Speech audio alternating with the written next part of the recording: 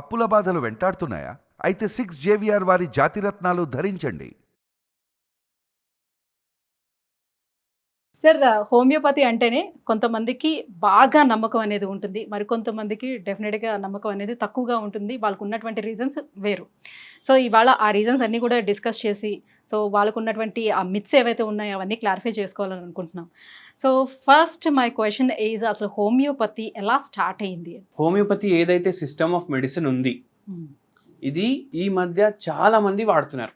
మన ప్రదేశంలో వాడుతున్నారు, వేరే ప్రదేశాల్లో వాడుతున్నారు, మన దేశంలో వాడుతున్నారు, లోకంలో కూడా దీని పాపులారిటీ చాలా పెరుగుతుంది. అండ్ మోర్ ఓవర్ అందరికి ఏమనిపిస్తుంది, ఒక అపోహ, ఇది ప్రాచీనం కాలంలోకెళ్ళి వస్తుంది అనేసి అనిపిస్తుంది. ఇప్పుడు ట్రెడిషనల్ మెడిసిన్ అంటారు. ట్రెడిషనల్ మెడిసిన్లో హోమియోపతి పేరు కూడా చెప్తారు. హోమియోపతి 1796లో స్టార్ట్ అయింది. అందాజాగా ఒక 220 ఏండ్లు అంతే. అయితే మోడర్న్ మెడిసిన్ కన్నా మోడర్న్ ఉన్నది హోమియోపతి. అయితే ఏంటంటే యూరప్లో, ఇది స్పెసిఫికలీ జర్మనీలో స్టార్ట్ అయింది. జర్మనీలో స్టార్ట్ అయింది. అండ్ మా గురుగారు ఎవరైతే మా ఫౌండర్ గారు ఉండే కదా, ఆయన పేరు డాక్టర్ శామ్యూల్ హెనిమన్. అయితే ఆ టైంకి ప్రాక్టీసెస్, మెడికల్ ప్రాక్టీసెస్ ఏవైతే ఉండే అవి చూసి, అసలు పేషెంట్ ఫస్టే బాధలో ఉంటాడు. ఎవరు ఇట్లా చెప్పరు కదా, అరే నాకు మోకాలు నొప్పులు ఉన్నాయి అని చెప్పరు కదా, అరే నాకు మోకాలు నొప్పులు ఉన్నాయి సార్ అనేసి చెప్తారు. అవునా కదా? అంటే బాధ ఆల్రెడీ ఉంది పేషెంట్కి. మనం ఇంకా ట్రీట్మెంట్లు ఇచ్చి ఇంకా బాధ పెట్టొద్దు పేషెంట్కి. ఆ ఇంజెక్షన్స్ ఇచ్చేయా, మింగలేని మెడిసిన్స్ ఇచ్చేయా, ఇంకా పెయిన్ ఇంకా ఇంక్రీజ్ చేయొద్దు. ఆ టైం మెడికల్ ప్రాక్టీసెస్ అసలు చాలా డిఫరెంట్ ఉండే. అంటే బ్లడ్ లెట్టింగ్ కోస్తే బ్లడ్ పోతే రోగం పోతుంది. ఒక ఎగ్జాంపుల్ మీకు చెప్తున్నాను నేను. ఇట్లా మళ్ళీ లీచెస్ ఉంటాయి కదా, లీచెస్ అంటే ఒక ఇన్సెక్ట్, అది మొత్తం బ్లడ్ సకింగ్ చేస్తుంది. అవి పెట్టేయడం. అయితే దాంతో బాధ, ఇంకా బాధ ప్లస్ బాధ 2 బాధ కదా. అయితే అట్లాంటివి అవ్వకుండా ఆల్రెడీ రోగి ఉన్నాడు మనిషి, ఆ రోగిని మనం మంచిగా మళ్ళీ చేయాలి. అయితే బాధ పెట్టకుండా చేయాలి. ఇప్పుడు హోమియోపతి మీరు వినే ఉంటారు, అరే పేషెంట్ ఒక మా పిన్ని ఉండే, ఆమెకి ఇట్లా లంబార్ రీజన్లో నరాలు డ్యామేజ్ అయ్యి ఆపరేషన్ అన్నారు, మళ్ళీ హోమియోపతి వాడితే ఆపరేషన్ లేకుండా తగ్గిందనేసి. అయితే సిద్ధాంతం ఏంది అంటే, ఆపరేషన్ చేయకుండా పేషెంట్కి బాధ పెట్టకుండా రోగం తగ్గించాలి. అయితే ఆ సిద్ధాంతాలతోటి హోమియోపతి అప్పుడు మొదలైంది. కానీ ఇప్పుడు హోమియోపతి అంటే జస్ట్ ఏవి చూసినా కూడా మెడిసిన్ ఏదనేది ఎవరికి తెలియదు. సో అన్ని చూసినా కూడా ఒక చక్కెర బిళ్ళల్లాగా చిన్న చిన్నగా ఉంటాయి. సో అన్నీ నార్మల్గానే నోట్లో వేసుకుంటే తీయగానే అనిపిస్తూ ఉంటుంది. ఇవి అసలు నిజంగానే ఎంతవరకు పనిచేస్తాయని, అరే చక్కెర బిళ్ళల్లో ఎట్లారా పనిచేస్తాయని అడుగుతూ ఉంటారు. దీనికి ఏం చెప్తారు answer? Mobile phone camera size ఎంత ఉంటుంది? చాలా చిన్నది ఉంటుంది. ఇంతే ఉంటుంది. అవునా కాదా? కానీ వీడియోలు ఎట్లా వైరల్ అవుతాయి? అవునా కాదా? ఏందంటే కనిపించనికి చక్కెర బిళ్ళ లాగా కనిపిస్తుంది, చిన్న చిన్న గోళీలు ఉంటాయి. అది అందరికీ సేమ్ ఇయ్యము, కనిపించనికి సేమ్ ఉంటాయి. ఉప్పు కర్పూరం సేమ్ కనిపిస్తాయి. అవునా కాదా? కానీ రెండుకి పోలికలు వేరే ఉంటాయి. అట్లనే ప్రతి పేషెంట్కి కూడా మందు ఇస్తే ఇండివిజువలైజేషన్ చేసి ఇస్తాం మందు. అంటే ఇప్పుడు నాకు బీపీ వ్యాధి ఉంది, మీకు బీపీ వ్యాధి ఉంది, మన ఇద్దరు మందు సేమ్ ఉండదు.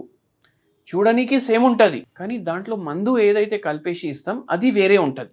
అంటే ఇప్పుడు మోడర్న్ మెడిసిన్లో మనం ఏ మెడిసిన్ అయితే తీసుకుంటున్నామో దానికి సంబంధించినటువంటి కాంబినేషన్స్ ఏమేమి మిక్స్ చేస్తున్నారు, సో అవన్నీ కూడా మనకి అక్కడ మెన్షన్ చేసి ఉంటాయి. అవును, రైట్. సో మనం ఏం మెడిసిన్ తీసుకుంటున్నాం అనేది మనకు తెలుస్తుంది. వెరాజ్ హోమియోపతిలోనే ఇచ్చేటప్పుడు సో మనకు అట్లా ఏమేమి ఇందులోని మిక్స్ చేశారు అని అనేది ఏం చూపించారు కదా, ఎలా తెలుసుకుంటాం మనం? చూపించారంటే ఇప్పుడు ఒక పేషెంట్కి ఒక మందు ఇస్తున్నాం మనం, ఆ పేషెంట్కి మనం రాసి ఇస్తాం కదా, ఈ మందు ఇస్తున్నాం అనేసి రాసి అయితే ఇస్తాం కదా. దాని పేరు ఇది సో అండ్ సో అని ఇస్తున్నాం, బట్ ఈ కాంబినేషన్ లో మనం ఇట్లా డైల్యూట్ చేసాము అని అట్లా ఏమి ఉండదు. రాసి ఇస్తాం, ఇస్తారు, రాసి ఇస్తాం. అవును, ఒక్కొక్కసారి రాసి ఇస్తాం, ఒక్కొక్కసారి రాసి ఇవ్వము, కానీ రాసి ఇస్తాం మాక్సిమం.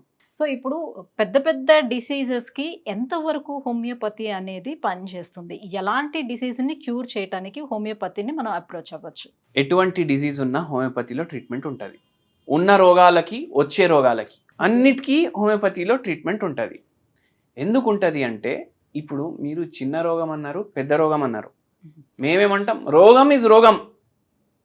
అది చిన్నగున్నా పెద్దగున్నా అది రోగమే కదా. అయితే ఆ రోగం తగ్గాలి అంటే మనం రోగంకైతే ఇవ్వం మందు, మనం మనిషికే ఇవ్వాలి మందు. అండ్ మోర్ ఓవర్ ఏంది అంటే నమ్మకం అనేది ఒకటి ఉంటుంది. And patient confidence. అది ఏ దాంట్లో అన్నా, అది ఇంగ్లీష్ మందు ఉండొచ్చు, హోమియోపతి మందు ఉండొచ్చు, ఆయుర్వేదం ఉండొచ్చు, యోగా ఉండొచ్చు, ఏమన్నా ఉండొచ్చు. నమ్మకం అనేది చాలా ఇంపార్టెంట్. ఇప్పుడు పేషెంట్ మన దగ్గర వచ్చినాక క్రానిక్ ప్రాబ్లంలకి ఎక్కువ వస్తారు. క్రానిక్ ప్రాబ్లంలకి ఎందుకంటే చాలామందికి ఒక అపోహ ఉంటుంది, హోమియోపతి తోటి మెల్లగా తగ్గుతుంది. ఇప్పుడు షుగర్ వ్యాధి ఉన్నా, మోకాలు నొప్పులు ఉన్నా, రుమటాయిడ్ ఆర్థరైటిస్ ఉన్నా, సోరియాసిస్ ఉన్నా, ఆటో ఇమ్యూన్ డిసీజెస్ ఉన్నా లైఫ్ టైం మందులు వాడాలి అనేసి అంటారు వేరే వాళ్ళు. హోమియోపతి వాళ్ళు ఏమంటారు, ఒక 2 ఏళ్ళు వాడండి పూర్తిగా తగ్గుతుంది కదా మీకు అనేసి అంటారు. ఇప్పుడు 2 ఏళ్ళు వాడితే తగ్గిపోతుంది కదా. ఇప్పుడు లైఫ్ టైం వాడడం స్లోవా, 2 ఏళ్ళు వాడడం స్లోవా?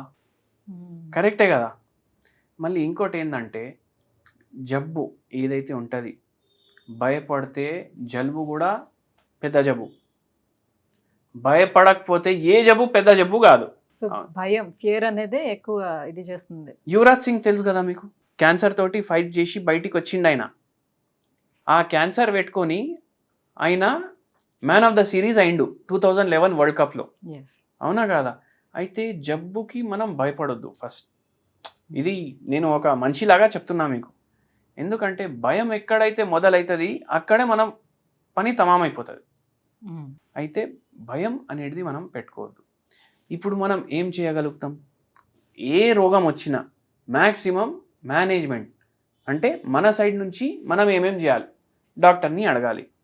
ఏం చేయాలి, 8 గంటలు పడుకుంటాం, టైంకి తినాలి, తింటాం, ఎక్కువ టెన్షన్ పడొద్దు, పడము, మళ్ళీ దాంతోపాటు టైం టు టైం మందులు వేసుకోవాలి. దీనికన్నా ఎక్కువ ఏమైనా చేయగలుగుతామా మనం? లేదు. అది ఫాలో చేయాలి. రోగం గురించి ఆలోచించవద్దు, కథం, లైఫ్ మంచిగా ఉంటుంది. అంటే కొన్ని డిసీజెస్ ఎక్కువ టైం కూడా ఇవ్వవు కదా. సో అలాంటప్పుడు హోమియోపతికి ఒకవేళ వెళితే మీరు ఏమైనా సజెస్ట్ చేస్తారా? సో ఇది ఇంత తొందరగా క్యూర్ అయ్యే ఛాన్స్ తక్కువ ఉంటుంది కాబట్టి సో హోమియోపతి దీనికి సెట్ కాకపోవచ్చు అని ఏమైనా ఎప్పుడైనా సజెస్ట్ చేసిన సందర్భాలు కూడా లేదు? ఎప్పుడు లేదు, ఇప్పుడు వరకు అయితే లేదు. ఓకే. ఎందుకంటే ఇప్పుడు వర్స్ట్ కేసులు ఉంటాయి అనుకోండి. ఇప్పుడు క్యాన్సర్ పేషెంట్ వచ్చిండ్రు, మొత్తం ఇంకా ఫర్దర్ ట్రీట్మెంట్ వేరే దాంట్లో లేదు. అట్లాంటప్పుడు కూడా మనిషికి ఆశ అయితే ఉంటుంది కదా బట్కేడ్ది. ఇప్పుడు మొత్తం గాన్ కేసు, ఇంకా ఏం చేయలేం, ఏమైనా బయటికి పడితే కూడా లక్తోటి బయట పడతాడు, లేదంటే పట్టుదలతోటి బయటపడతారు అనేసి డాక్టర్లు కూడా చెప్తారు. మనం ఏం చెప్తాం అప్పుడు, హోమియోపతి వాడండి. మీకు ఆయుర్వేదం ఎవరో చెప్పిండ్రు ఇంకా ఇది కూడా వాడొచ్చా అనేసి అడుగుతారు కదా, పేషెంట్ అడుగుతారు, పేషెంట్ వాళ్ళ అటెండెన్స్ కానీ పేషెంట్లు కానీ. ఇప్పుడు మాకు చెప్పిన వాళ్ళు మీ అడ్రస్ అయితే ఇచ్చిండ్రు హోమియోపతి గురించి. మళ్ళీ వాళ్ళు ఏమంటున్నారంటే ఇంకా వేరే వాళ్ళు వరంగల్లో ఒక మందు దొరుకుతుంది క్యాన్సర్కి, అది కూడా వాడొచ్చా? వాడండి. బెంగళూరులో ఒక మందు దొరుకుతుంది అంట, ఇంకో అతను చెప్పిండు, అది కూడా వాడొచ్చా? వాడండి. మళ్ళీ కొందరు ప్యాలియేటివ్ ట్రీట్మెంట్ ఇస్తున్నారు. అంటే ఇప్పుడు పేషెంట్ పరిస్థితి ఎట్లుంటుందంటే వచ్చే లక్షణాలు, నొప్పి భరించలేని నొప్పి ఉంటుంది ఇప్పుడు ఆ స్టేజ్లో, అది కూడా వాడొచ్చా? వాడండి. ఏది వాడితే అది వాడండి. ఎందుకు? తగ్గితే అన్ని మెడిసిన్సే కదా. ఇప్పుడు అన్ని రకాల జబ్బులని కూడా నయం చేయగలిగినటువంటి శక్తి హోమియోపతికి ఉండేటప్పుడు దీన్ని ఎందుకు నెక్స్ట్ ఆప్షన్ గా చూస్తున్నారు? స్టిల్ ఇప్పటికి 200 years అయింది కదా మనకు హోమియోపతి వచ్చి, రైట్? సో ఎందుకు అలోపతిలో కూడా అప్పుడు నయం కాకపోయినప్పుడు ఆ తర్వాత హోమియోపతి ట్రై చేద్దాం లాస్ట్ ఆప్షన్ గా అని ఎందుకు పెట్టుకుంటున్నారు? అది ఇంతకు ముందు పెట్టుకుంటుండే. ఇప్పుడు ఎట్లా అయిపోయిందంటే పేషెంట్లకు కూడా ప్రొసీజర్ సింపుల్ కావాలి. చాలామంది ఇప్పుడు సర్జరీస్కి ఆప్ట్ చేస్తలేరు. చాలామంది ఇప్పుడు ఏంది అంటే ఈ మందు తింటే మళ్ళా ఇంకో సైడ్ ఎఫెక్ట్ అవుతుంది అని ఇట్లా ఆలోచిస్తున్నారు కదా. అయితే ఏం సైడ్ ఎఫెక్ట్ లేకుండా హోమియోపతి వాడడానికి అందుకే ప్రిఫరెన్స్ చాలామంది ఇస్తున్నారు ఇప్పుడు. ఓకే. ఒక టైంలో ఎట్లుండే అంటే చాలా హైలీ ఎడ్యుకేటెడ్ పీపుల్, లాయర్స్ కానీ, జడ్జెస్ కానీ, వేరే ఫిజిషియన్స్, వేరే డాక్టర్స్ కానీ, వేరే సిస్టమ్ ఆఫ్ మెడిసిన్ ప్రాక్టీస్ చేసేటోళ్ళు కానీ, మళ్ళీ ఏమంటారు పెద్ద పెద్ద స్థాయిలో ఉన్న గవర్నమెంట్ ఆఫీసర్స్ కానీ వాళ్ళే తీసుకుంటుండే. ఇప్పుడు కామన్ క్రౌడ్ వాళ్ళు కూడా హోమియోపతి తీసుకుంటున్నారు.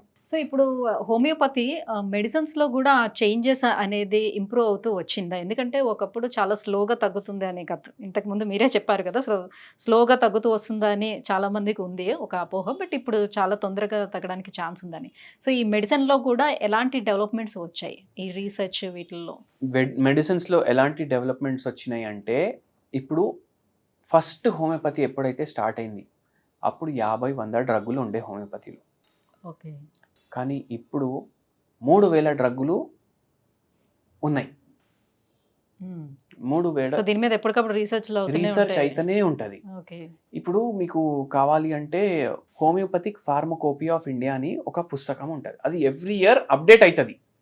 ఏమేమి రీసెర్చ్ తోటి ఏమేమి ఇంకా బయట పడ్డాయి అనేసి అన్నీ ఆ పుస్తకంలో పబ్లిష్ అవుతాయి అన్నమాట. ఓకే. ఏవేవి కొత్త డ్రగ్గులు వచ్చినాయి, ఈ డ్రగ్గులు దేనికి వాడితే మంచిగా పనిచేస్తాయి, అది ఇది అనేసి. ఓకే. అయితే ఎవ్రీ ఇయర్ ఇది కొత్తది వస్తూనే ఉంటుంది.